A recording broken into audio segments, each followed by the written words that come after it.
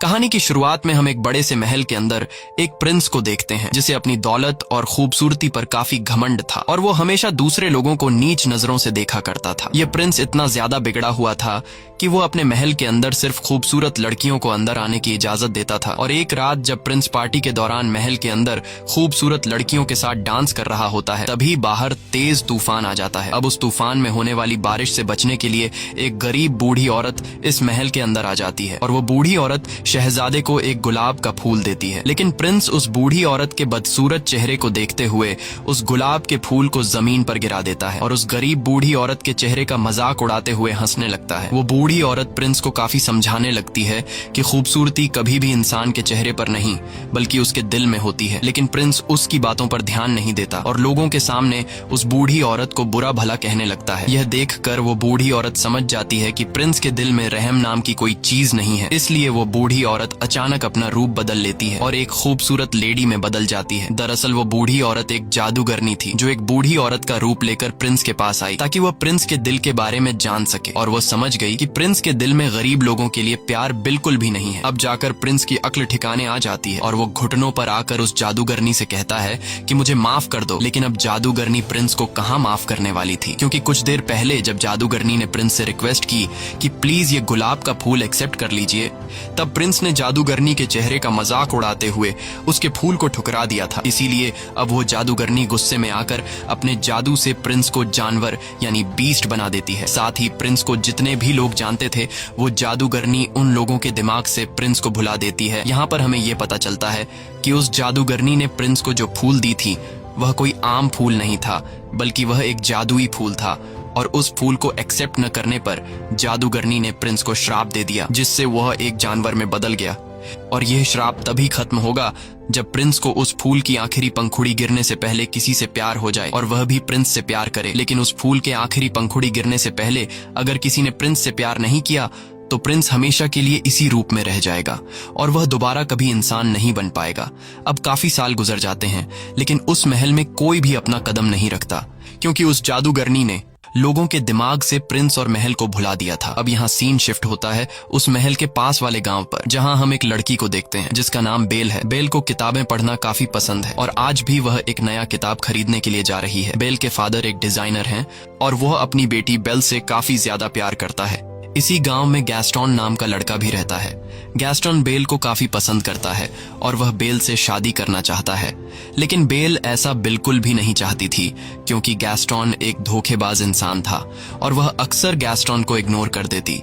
लेकिन गैस्टोन भी बेल का पीछा नहीं छोड़ता और वह किसी भी हाल में बेल से शादी करना चाहता है। एक दिन बेल का फादर किसी काम से जंगल के रास्ते शहर जा रहा होता है। जंगल के बीच में पहुंचने के बाद वह रास्ता भटक जाता है। तब सामने उसे एक दूसरा रास्ता दिखाई देता है। बेल का फादर सोचता है कि यह रास्ता शायद शॉर्टकट हो, इसलिए वह इस रास्ते पर चल पड़ता है। कुछ दूर आगे जाने के बाद तभी उसे जंगल से कुछ अजीब सी आवाजें सुनाई देने लगती हैं। बेल के पिता जब पीछे मुड़कर देखते हैं तो उसे पता चलता है कि जंगल के कुछ खतरनाक भेड़िए उसके पीछे पड़ गए हैं। यह देखते हुए बेल के फादर अपनी जान बचाने के लिए वहां से तेजी से घोड़ा गाड़ी को भगाने लगते हैं और भागते भागते वह एक महल के बाहर पहुंच जाता है। यह महल कोई और नहीं बल्कि वही महल है जिसे हमने कहानी की शुरुआत में देखा था। बेल का फादर इतने बड़े महल को देखकर हैरान रह जाता है और जब वो महल के अंदर आता है तो वो देखता है कि इस महल के अंदर कोई भी नहीं रहता। लेकिन हैरान करने वाली बात यह थी कि महल के अंदर कोई भी न रहते हुए महल के अंदर गरमाइश के लिए आग जल रही होती है। ये देखकर बेल के पिता को कुछ अजीब लगता है लेकिन फिर वो इस पर ज्यादा ध्यान नहीं देता और तभी उसकी नजर खाने के टेबल पर पड़ती है जहाँ खाना ऐसे सजाया गया था कि जैसे कोई शहजादा उसे खाने आने वाला हो। अब बेल के पिता को बहुत ज्यादा भूख लगी थी इसलिए वो बिना कुछ सोचे समझे खाने के टेबल पर बैठ जाता है और बड़े ही मजे से खाना खाने लगता है। लेकिन उसे पता नहीं था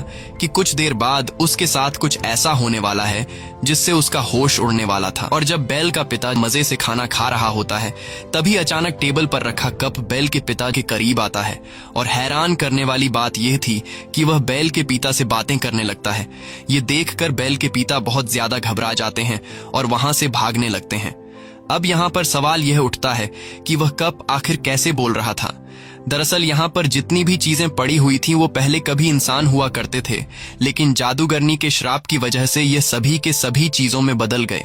वही हम बेल के पिता को देखते हैं जो महल से बाहर आ गया होता है और तभी वो गार्डन में कई सारे सफेद गुलाब के फूल देख लेता है। बेल के फादर सोचते हैं कि मेरी बेटी ने फूल मंगवाया था, इसीलिए वो वहाँ से चुपचाप एक फूल को तोड़ लेते हैं और जैसे ही बेल के पिता फूल तोड़ते हैं तभी वहाँ पर बीस्ट आ जाता है। बीस्ट बेल के पिता पर काफी गुस्सा होता है क्योंकि बेल के पिता ने उसके गार्डन से गुलाब चुराने की कोशिश की, इसलिए बीस्ट गुलाब का फूल चुराने के जुर्म में बेल के पिता को कैद कर लेता है। लेकिन बेल के फादर का घोड़ा वहाँ से भाग जाता है और वह घोड़ा भागते भागते सीधा अपने घर आता है। बेल जब देखती है कि घोड़ा सिर्फ अकेला ही आया है और उसके फादर तो नहीं आए, ये देखकर वो फौरन समझ जाती है कि उसके फादर किसी मुसीबत में फंसे हुए हैं। इसीलिए बेल अपने फादर को ढूंढने के लिए उस घोड़े पर बैठ जाती है, जिसके बाद वह घोड़ा बेल को जंगल के रास्ते ले जाते हुए उसी महल में ले आता है जहाँ बेल के पिता कैद में है। बेल जब महल के अंदर जाती है तब वह चारों तरफ अपनी नजर घुमाती है, लेकिन वहाँ पर उसे कोई भी दिखाई नहीं देता। बेल वहाँ पर काफी आवाजें भी लगाती है कि यहाँ पर कोई है, पर उसे कोई भी जवाब नहीं मिलता। बेल भी परेशान हो जाती है कि आखिर इतना बड़ा महल खाली कैसे पड़ा है। अब जैसे ही बेल आगे बढ़ती है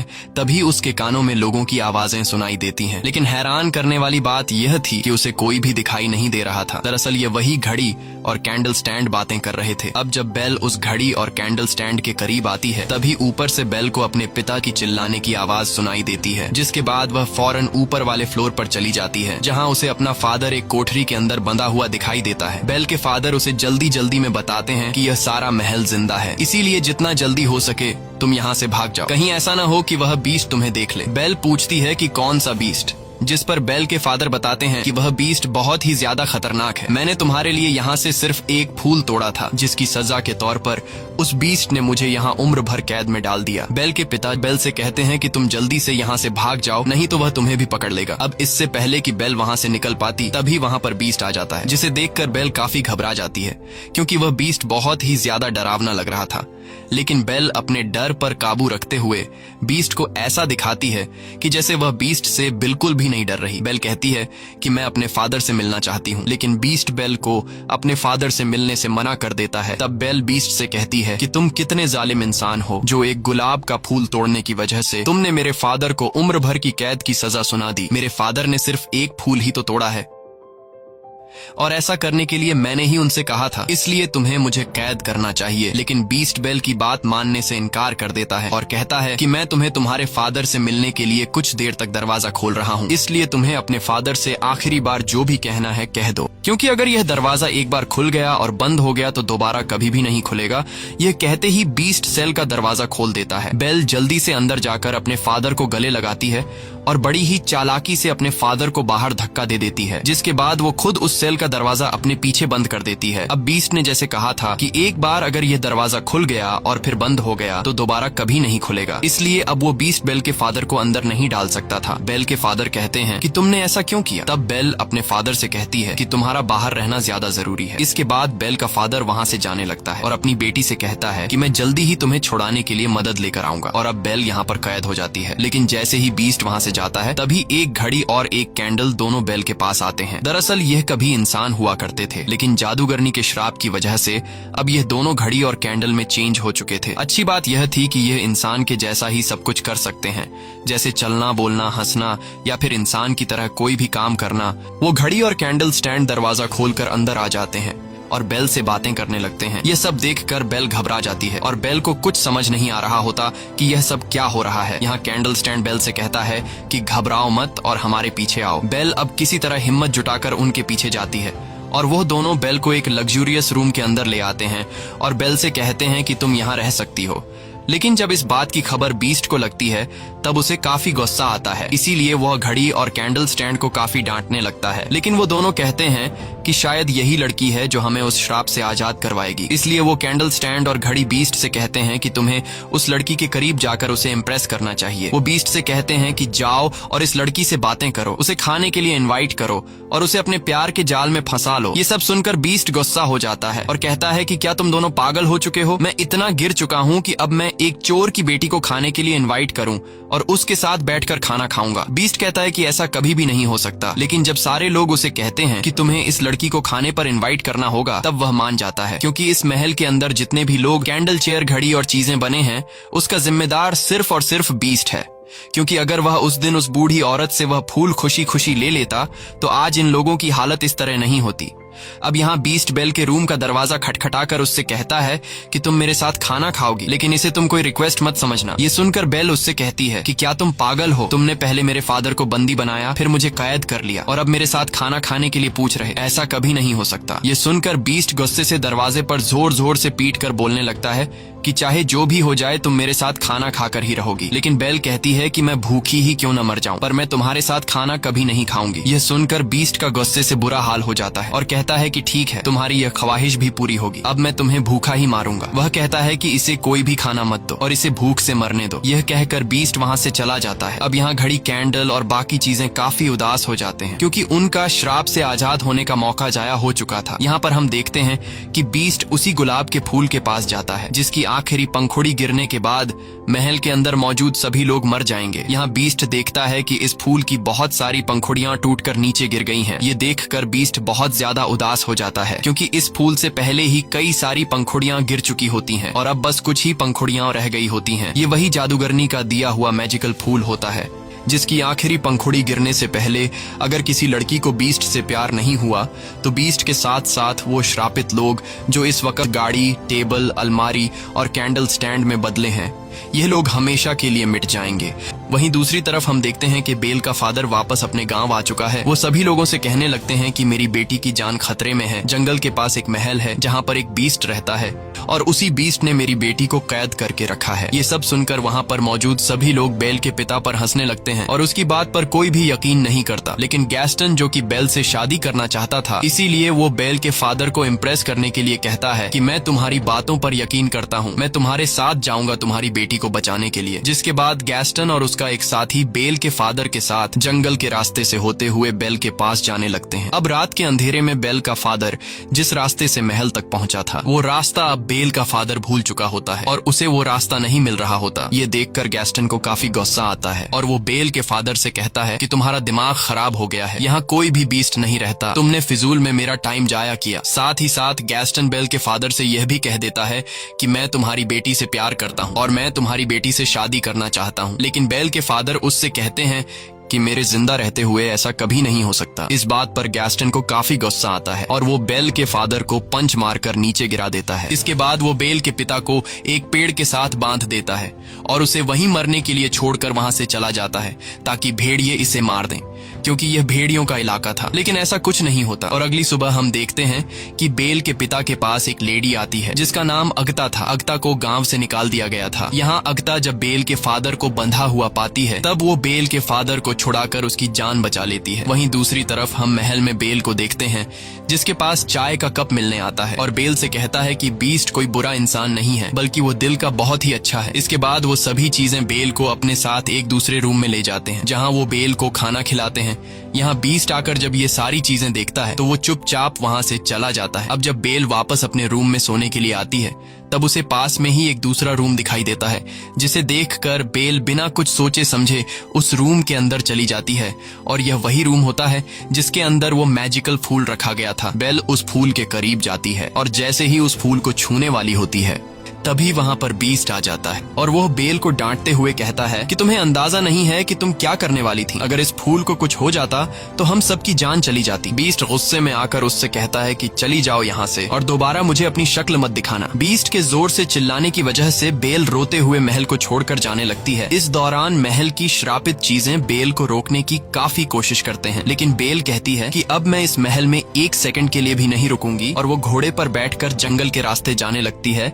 बेल को जाता देखकर महल के अंदर मौजूद श्रापित चीजें काफी मायूस हो जाती हैं, क्योंकि बेल इन्हें छोड़कर चली गई और ये श्रापित चीजें समझ जाते हैं कि अब हम हमेशा के लिए इसी हालत में रहेंगे। यहाँ बेल जैसे ही जंगल में कुछ दूर आगे आती है तभी वहाँ कुछ भेड़िए उसे घेर लेते हैं, लेकिन इससे पहले कि वो भेड़िए बेल को कोई नुकसान पहुंचा पाते तभी वहाँ पर बीस्ट आ जाता है और वो उन भेड़ियों से लड़ने लगता है। काफी देर तक उन भेड़ियों से लड़ने के बाद आखिरकार बीस्ट उन सभी भेड़ियों को वहाँ से भगा देता है, लेकिन इस लड़ाई में वो खुद भी बुरी तरह से घायल हो चुका था। बेल अभी घोड़े पर बैठकर वहाँ से जाने ही वाली थी कि तभी वो देखती है कि बीस्ट ज्यादा जख्मी होने की वजह से जमीन पर गिर गया है। अब क्योंकि बीस्ट ने बेल की जान बचाई थी, इसीलिए अब बेल वहां से जाने की बजाय बीस्ट के पास आ जाती है और कहने लगती है कि मैं तुम्हें उठा नहीं सकती, इसीलिए तुम्हें खुद ही उठना होगा। अब बीस्ट काफी मुश्किल से हिम्मत करके खड़ा हो जाता है, जिसके बाद बेल उसे घोड़े पर बैठाकर वापस महल की तरफ ले आती है। अब बेल एक बार फिर से वापस उसी महल में आ चुकी थी। महल में मौजूद सभी श्रापित चीजें बेल को दोबारा से देखकर काफी खुश हो जाती हैं, क्योंकि वो सभी चाहते थे कि बेल यहीं हमारे साथ रहे और बेल और बीस्ट को एक दूसरे से प्यार हो जाए, जिसकी वजह से श्राप का असर खत्म हो जाएगा और सब कुछ पहले की तरह वापस नॉर्मल हो जाएगा। यहाँ वो चीजें बेल को अपनी पूरी स्टोरी बता देते हैं कि उस फूल की आखिरी पंखुड़ी गिरने के बाद हम सभी मारे जाएंगे, लेकिन ये चीजें बेल को पूरी बात नहीं बताते कि उस फूल की आखिरी पंखुड़ी गिरने से पहले तुम दोनों को एक दूसरे से प्यार हो जाना चाहिए, क्योंकि अगर ये चीजें बेल को पूरी सच्चाई बता देते तो बेल समझ जाती कि ये लोग मुझे जबरदस्ती बीस्ट के प्यार में धकेलना चाह रहे हैं, और ये सब पता चलने के बाद बेल को बीस्ट से असली वाला प्यार कभी नहीं हो पाएगा। यहाँ हम देखते हैं कि बेल बीस्ट के पास जाती है और वह बीस्ट के जख्मों पर मरहम पट्टी करने लगती है। साथ ही वो बीस्ट के जख्मों पर मरहम लगाते हुए बीस्ट को कुछ शेर सुनाती है, क्योंकि बेल को शेर और शायरी और बुक्स पढ़ने में काफी इंटरेस्ट था। लेकिन जब बेल शेर पढ़ती है तब बीस्ट उस शेर के आगे का हिस्सा खुद कंप्लीट कर देता है। यह देखकर बेल काफी हैरान हो जाती है और बीस्ट से पूछती है कि क्या तुम भी पोएट्री पढ़ते रहते हो? तब बीस्ट कहता है कि मैं लव स्टोरी, प्यार, मोहब्बत, इन सब के बारे में पोएट्री नहीं पढ़ता, लेकिन मैंने बहुत तालीम हासिल की है। ये सुनकर बेल समझ जाती है कि बीस्ट काफी पढ़ा लिखा है, इसीलिए वो हर एक पोएट्री के बारे में जानता है। बीस्ट की ये बातें सुनकर बेल कहती है कि मुझे तो प्यार मोहब्बत की बातें और कहानियां काफी पसंद हैं, जिस पर बीस्ट कहता है कि वो तो तुम्हारी शक्ल से पता चल रहा है कि तुम्हें किताबें पढ़ना कितना पसंद है, लेकिन अगर तुम पढ़ना ही चाहती हो तो कुछ अच्छा पढ़ो। इसके बाद बीस्ट बेल को अपनी लाइब्रेरी में लेकर जाता है, जो कि काफी बड़ी थी। वहां पर काफी सारे बुक्स थे। बेल इतने सारे बुक्स को देखकर एकदम शॉक रह जाती है और काफी खुश भी हो जाती है, क्योंकि गांव में पढ़ने के लिए उसे कोई भी बुक नहीं मिलती थी, लेकिन यहाँ तो किताबों की अलमारियां भरी पड़ी हैं। यहाँ बीस्ट बेल से कहता है कि अगर तुम चाहती हो तो तुम हमारे साथ रह सकती हो, और अगर तुम्हें मेरी बुक्स की लाइब्रेरी पसंद आई है तो आज से ये लाइब्रेरी तुम्हारी। ये सुनकर बेल काफी ज्यादा खुश होती है और फिर वक्त के साथ इन दोनों की दोस्ती गहरी होने लगती है। ये दोनों एक दूसरे के साथ टाइम स्पेंड करने लगते हैं और एक साथ खाना खाने लगते हैं। अब इन दोनों को एक साथ रहना काफी अच्छा लग रहा था। यहाँ बीस्ट बेल को खुश रखने के लिए गाना गाकर सुनाता है, जिसे सुनकर बेल को काफी अच्छा लगता है। यहाँ घर की श्रापित चीजें इन दोनों को एक साथ देखकर काफी खुश होते हैं और समझ जाते हैं कि यह दोनों अब एक दूसरे को पसंद करने लगे हैं। एक दिन कैंडल स्टैंड बीस्ट से कहने लगता है कि तुम्हें अब बेल से अपने प्यार का इजहार कर देना चाहिए, क्योंकि वो भी तुम्हें पसंद करने लगी है। लेकिन बीस्ट कहता है कि वो कभी भी मुझसे प्यार नहीं करेगी, क्योंकि मैं एक जानवर हूँ। लेकिन कैंडल स्टैंड बीस्ट से कहता है कि ऐसा कुछ भी नहीं है, तुम एक बार ट्राई तो करो। यहाँ बीस्ट के सारे साथी यानी वो सारी चीजें बीस्ट से बेल को आई लव यू बोलने के लिए बार बार कहते हैं। जब बीस्ट बेल से अपने प्यार का इजहार करने के लिए रेडी हो जाता है तब ये श्रापित चीजें पहले बीस्ट को तैयार करते हैं और बीस्ट से एक सुंदर प्रिंस बना लेते हैं। वहीं दूसरी तरफ ये लोग बेल को भी एक रानी की तरह तैयार कर लेते हैं। बेल को डांस करना काफी पसंद था, इसीलिए वो दोनों डांस करने लगते हैं। वहीं दूसरी तरफ हम देखते हैं कि बेल के फादर वापस अपने गांव में आ चुके थे। वो सभी को बताते हैं कि गैस्टन ने मुझे जंगल में बांध कर छोड़ दिया था ताकि जंगल के खूंखार भेड़िए आकर मुझे खा लें, लेकिन गैस्टन यह सब मानने से इनकार कर देता है और कहता है कि यह बूढ़ा झूठ कह रहा है। यहाँ बेल के फादर के साथ अगता भी होती है, जिसने बेल के फादर की जान बचाई थी, और यहाँ अगता भी बेल के फादर के हक में गवाही देते हुए लोगों को सारी सच्चाई बता देती है कि गैस्टन ने बेल के फादर को जंगल में बांधकर उसे भेड़ियों का खाना बनने के लिए छोड़ दिया था। लेकिन गैस्टन अपने किए से बिल्कुल मुकर जाता है और कहने लगता है कि यह लड़की झूठ बोल रही है। साथ ही वो कहता है कि अगता की गवाही कोई मायने नहीं रखती, क्योंकि इसे तो पहले से ही गांव से निकाल दिया गया है। अब यहाँ पर गैस्टन का साथी भी झूठ बोल देता है और कहता है कि गैस्टन जो भी कह रहा है वो सच कह रहा है। अब एक बंदे की गवाही को सुनते हुए सभी गाँव वाले गैस्टन की बातों पर यकीन कर लेते हैं और सभी लोग यह समझने लगते हैं कि बेल के फादर की दिमागी हालत बिगड़ चुकी है और उसके ऊपर कोई शैतानी साया है, इसीलिए वो उल्टी सीधी हरकतें कर रहा है। अब यहाँ गांव के लोगों को लगता है कि अगर यूं ही बेल के फादर को खुला आजाद छोड़ दिया गया तो वो हमारे लिए खतरा बन सकता है। इसीलिए ये सभी बेल के फादर को पकड़ लेते हैं और उसे बंदी बना लेते हैं। वहीं दूसरी तरफ हम महल में बीस्ट और बेल को देखते हैं, जहां ये दोनों डांस कर रहे होते हैं और बीस्ट काफी साल बाद डांस कर रहा था। यहाँ बीस्ट बेल से कहता है कि मैं इन फीलिंग्स को काफी अच्छा महसूस कर रहा हूँ, क्योंकि मैं इस एहसास को जैसे भूल ही गया था। बेल कहती है कि मुझे भी डांस करना काफी पसंद है और मुझे मेरे फादर ने डांस करना सिखाया। ये सुनकर बीस्ट बेल से पूछने लगता है कि क्या तुम अपने फादर को मिस करती हो? तब बेल कहती है, हाँ, मुझे अपने फादर की बहुत याद आ रही है। ये सुनकर बीस्ट को बेल पर तरस आता है और वह बेल को एक आईना दिखाते हुए कहता है कि इस आईने की मदद से तुम हर उस इंसान को देख सकते हो जिसे तुम देखना चाहती हो। बेल उस आईने को लेकर जब अपने फादर को याद करती है तब उसे आईने में अपना फादर दिखाई देता है और वो देखती है कि गांव वालों ने उसके फादर को बंदी बनाया हुआ है। यह देखकर बेल काफी परेशान हो जाती है, जिस पर बीस्ट कहता है कि तुम्हें अपने फादर के पास जाना चाहिए क्योंकि इस वक्त तुम्हारे फादर को तुम्हारी जरूरत है। साथ ही बीस्ट बेल को वो जादुई आईना भी देता है और कहता है कि जब तुम्हें मेरी याद आए तब तुम मेरी इस बदसूरत शक्ल को इस आईने में देख लेना। जिसके बाद बेल अपने फादर को बचाने के लिए फौरन वहाँ से चल देती है और अब बेल के जाने के बाद बीस्ट महल में अकेला रह गया था। बीस्ट बेल को काफी मिस करने लगा था क्योंकि अब उसे बेल से प्यार हो गया था और अब क्योंकि बीस्ट ने खुद ही बेल को आजाद कर दिया था, इसीलिए जो श्राप जादूगरनी ने इन्हें दिया था वो अब कभी भी खत्म नहीं होगा। इस बात को लेकर बीस्ट और उसके बाकी के साथी काफी उदास हो जाते हैं। वहीं दूसरी तरफ बेल अपने गांव पहुंच जाती है और वो देखती है कि उसके फादर को गांव वालों ने बंदी बनाया हुआ है। बेल सभी को बताती है कि मेरे फादर जो कह रहे हैं वो बिल्कुल सच है। वो सभी को बताने लगती है कि जंगल में एक महल है जहां पर एक बीस्ट रहता है, लेकिन गांव वाले बेल की भी बातों पर यकीन नहीं कर रहे थे। अब जब गांव वाले बेल की बात पर यकीन नहीं कर रहे होते तब बेल उस जादुई आईने में सभी लोगों को बीस्ट दिखाती है, जिसे देखकर सभी लोग काफी हैरान रह जाते हैं। बेल इन सभी लोगों से कहती है कि तुम लोगों को डरने की जरूरत नहीं, क्योंकि वो बीस्ट बिल्कुल भी खतरनाक नहीं है, बल्कि वो बीस्ट दिल का बहुत ज्यादा अच्छा है और वो किसी को नुकसान नहीं पहुंचाता। अब गैस्टन बेल को जब उस बीस्ट की इतनी ज्यादा तारीफ करते हुए सुनता है तो वो समझ जाता है कि बेल अब बीस्ट से प्यार करने लगी है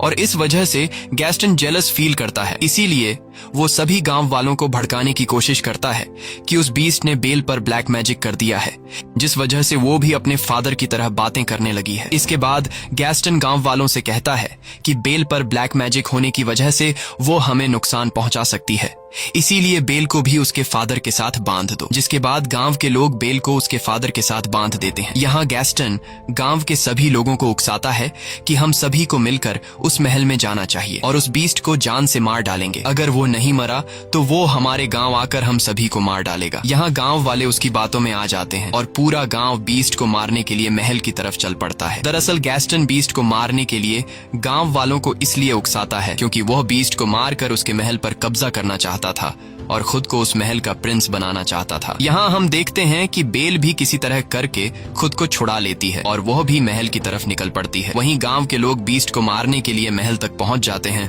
और जैसे ही यह लोग महल के अंदर दाखिल होते हैं तब बीस्ट के सारे साथी यानी गाड़ी, कैंडल स्टैंड और बाकी चीजें इन लोगों पर हमला कर देते हैं। गांव के लोगों को कुछ भी समझ में नहीं आ रहा था कि यह सब क्या हो रहा है, क्योंकि उनके आंखों के सामने कोई इंसान नहीं बल्कि बेजान चीजें थीं। वहीं पर हम गैस्टन को देखते हैं जो कि बीस्ट के पास पहुंच जाता है, लेकिन बीस्ट काफी उदास होता है क्योंकि बेल के जाने के बाद उसे कुछ भी अच्छा फील नहीं हो रहा था और वो बेल को काफी मिस कर रहा था। गैस्टन बीस्ट से कहता है कि तुम्हें क्या लगता है कि बेल तुमसे प्यार करती है? तुम्हारी ये सोच गलत है, क्योंकि बेल ने ही तुम्हें खत्म करने के लिए हम सभी गांव वालों को यहाँ भेजा है। ये सुनकर बीस्ट काफी ज्यादा मायूस हो जाता है और तभी गैस्टन बीस्ट को शूट कर देता है, जिससे बीस्ट नीचे गिर जाता है। लेकिन नीचे गिरने से पहले बीस्ट टेरेस की एक लकड़ी को पकड़ लेता है। अब इससे पहले कि गैस्टन बीस्ट को मारने के लिए दूसरी गोली चला पाता, तभी वहां पर बेल आ जाती है और बेल गैस्टन का हाथ पकड़ लेती है ताकि वो बीस्ट को गोली ना मार सके। लेकिन इस हाथापाई में गैस्टन का पांव फिसल जाता है, जिससे वो नीचे गिर जाता है और उसके हाथ से बंदूक भी छूटकर नीचे गिर जाती है। अब बीस्ट भी ऊपर आने की कोशिश करता है और तभी बेल उसे आवाज देती है। बेल बीस्ट से माफी मांगते हुए कहती है कि मैंने गांव वालों को रोकने की बहुत कोशिश की, लेकिन वो नहीं रुके। बेल की यह बातें सुनकर बीस्ट काफी खुश हो जाता है और वो समझ जाता है कि गैस्टन ने मुझसे झूठ कहा था। बेल ने मुझे मारने के लिए गांव वालों को यहाँ नहीं भेजा था। अब बेल को देखकर बीस्ट के अंदर एक हिम्मत आ जाती है और वो गैस्टन का मुकाबला करने के लिए तैयार हो जाता है, जिसके बाद वो गैस्टन के पास जाकर उसे गर्दन से पकड़कर ऊपर उठा लेता है और उसे महल की ऊंची दीवार से नीचे फेंकने वाला होता है। तब गैस्टन बीस्ट से काफी रिक्वेस्ट करने लगता है कि प्लीज ऐसा मत करो और मुझे छोड़ दो। बीस्ट जो अब एक अच्छे दिल का मालिक बन गया होता है, इसीलिए वो गैस्टन पर रहम खाकर उसे छोड़ देता है और उससे कहता है कि चले जाओ यहाँ से। गैस्टन दौड़ते हुए वहाँ से चला जाता है, जिसके बाद बीस्ट बेल के पास आ जाता है। अब मौके का फायदा उठाकर गैस्टन पीछे की तरफ से बीस्ट पर 2 गोलियां चला देता है, जिससे बीस्ट नीचे गिर जाता है। लेकिन तभी हम देखते हैं कि गैस्टन जिस जगह पर खड़ा हुआ था वह जगह टूट जाती है और गैस्टन भी नीचे गिर जाता है। अब काफी ऊंची जगह से गिरने की वजह से गैस्टन की वहीं पर मौत हो जाती है। यहाँ बेल दौड़ते हुए बीस्ट के पास आती है और उसे बचाने की कोशिश करती है, लेकिन अब बीस्ट की हालत काफी खराब हो चुकी थी, क्योंकि अब वो काफी इंजर्ड हो चुका था और वो अपनी आखिरी सांसें ले रहा होता है। तब बेल बीस्ट से कहने लगती है कि अब मैं तुम्हें कभी भी छोड़कर नहीं जाऊंगी। लेकिन बीस्ट कहता है कि अब मेरा जाने का वक्त आ चुका है। ये सुनकर बेल कहती है कि ऐसा कुछ नहीं होगा, सब कुछ नॉर्मल हो जाएगा। और तभी हम देखते हैं कि उस गुलाब के फूल की आखिरी पंखुड़ी भी नीचे गिर जाती है। जैसे ही पंखुड़ी नीचे गिरती है, बीस्ट बिल्कुल खामोश हो जाता है और पैलेस के अंदर जो चीजें थीं अब वो सभी की सभी बेजान हो जाती हैं। बीस्ट को मरता हुआ देखकर बेल को काफी दुख होता है और वो रोने लगती है। यहाँ बेल बीस्ट से अपने प्यार का इजहार कर देती है और वो बीस्ट से कहती है कि मैं तुमसे बहुत प्यार करती हूँ। ये कहकर बेल बीस्ट को किस कर लेती है और तभी वहाँ पर अगता भी आ जाती है। अगता वो लेडी है जिसे गांव से निकाल दिया गया था। और यहाँ आता है कहानी में सबसे बड़ा ट्विस्ट, क्योंकि हमें पता चलता है कि अगता कोई आम लेडी नहीं बल्कि वही जादूगरनी है जिसने बीस्ट को श्राप दिया था। यहाँ वो देखती है कि बीस्ट को किसी से प्यार हो गया है और वो लड़की भी अब बीस्ट से प्यार करती है, यानी कि अब वो श्राप खत्म हो चुका था। और तभी हम देखते हैं कि बीस्ट के चारों तरफ रोशनी चमकने लगती है, जिससे बीस्ट अब एक खूबसूरत प्रिंस में बदल जाता है। ये देखकर बेल काफी खुश हो जाती है और ये दोनों एक दूसरे को गले लगाते हैं। वहीं महल के अंदर जितनी भी श्रापित चीजें थीं अब वो सभी इंसान बनना शुरू हो जाते हैं और अपने असली रूप में आ जाते हैं। सभी लोग काफी खुश होते हैं। बेल और बीस्ट सभी लोगों के बीच में डांस कर रहे होते हैं और इसी के साथ यह कहानी खत्म हो जाती है। अगर आपको यह वीडियो अच्छी लगी हो तो हमारे चैनल को सब्सक्राइब और वीडियो को लाइक जरूर कीजिएगा।